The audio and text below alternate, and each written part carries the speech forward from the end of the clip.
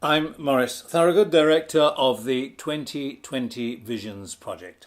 Today I'm discussing the history of the script with the writer Paddy Gormley. I hope you may have seen our previous presentations featuring portraits of the characters of the play. If not, you can catch up on our YouTube channel or on our website 2020.productions. Now, Paddy, you first approached me about this project in 2015 when you asked me to take a look at what you described as a problem play. That's right. The script was the product of a playwriting course I attended shortly after the millennium. I had written verse plays before, but they were largely adaptations of fairy tales, Molière, Oscar Wilde even, The Importance of Being Frank. And I used to go to everything at the New National Theatre in the 1970s. Seeing and adapting other people's work was a great way to learn about the construction of plot. But 2020 Visions was my first attempt to write an original play. Quite an impressive one, I thought. Because looking at that old script, I could already see that this project has huge potential. It's a time play moving backwards and forwards over a 60-year period. As soon as I read it, I just loved it. The action was improbable, but certainly not impossible. Perhaps above all, it was written in verse. It was beautiful verse. But it was a problem play, even so. Describe the problem. The problem was that I didn't really know what the problem was. We're talking about 15, 16 years ago? Yes, there were three plots, 1960, 1980 and 2000. But 2000 was present time, more or less, at the time I wrote it. Alec was 60, was only just emerging from his bruising experience with Lucy, who traded sex for dirt she could throw at her mother. And then she threw him out. He couldn't possibly hope to make sense of it all, not then. And there was a further problem, connecting the scenes. The three stories were being told in parallel, so the male and female leads were constantly switching between characters. I tried to cover the gaps with voiceovers in blackout, entries from Alec's diaries, that sort of thing. But the voiceovers were an afterthought, not a very good one, even a cop-out. None of them have survived to the present script, but I thought it might be interesting to hear some of them anyway. I happened to bump into Mansell David, our wonderful Alec 80, the other evening, and asked him if he wouldn't mind sight-reading a few. So I've got some recordings of Mansell here. I shall have to ask you to forgive the claustrophobic corridor acoustic, but perhaps it was appropriate for Alec 80, claustrophobia. Concentrate. Never used to have trouble concentrating. Remember the flute quartet? I just sat here and the notes tumbled onto the page. Those were the days. What it was to be in love. Ha! For all the good it did me. Thank you for sending us your score. The fact that you have received this card means that someone in the department has considered your work.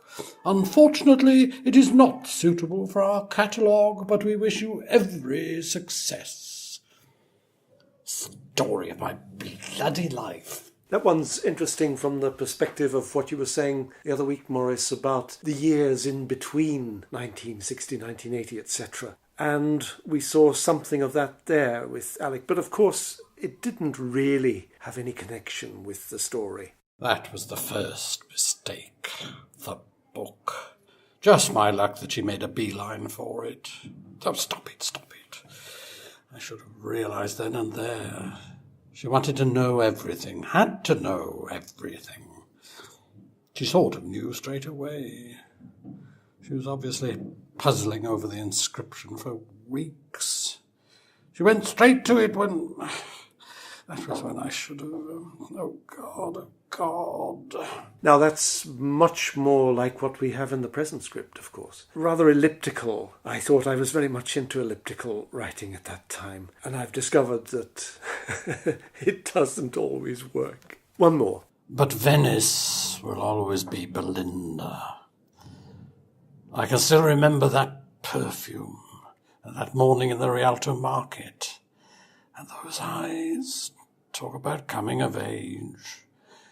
She was so clever. She had everything worked out.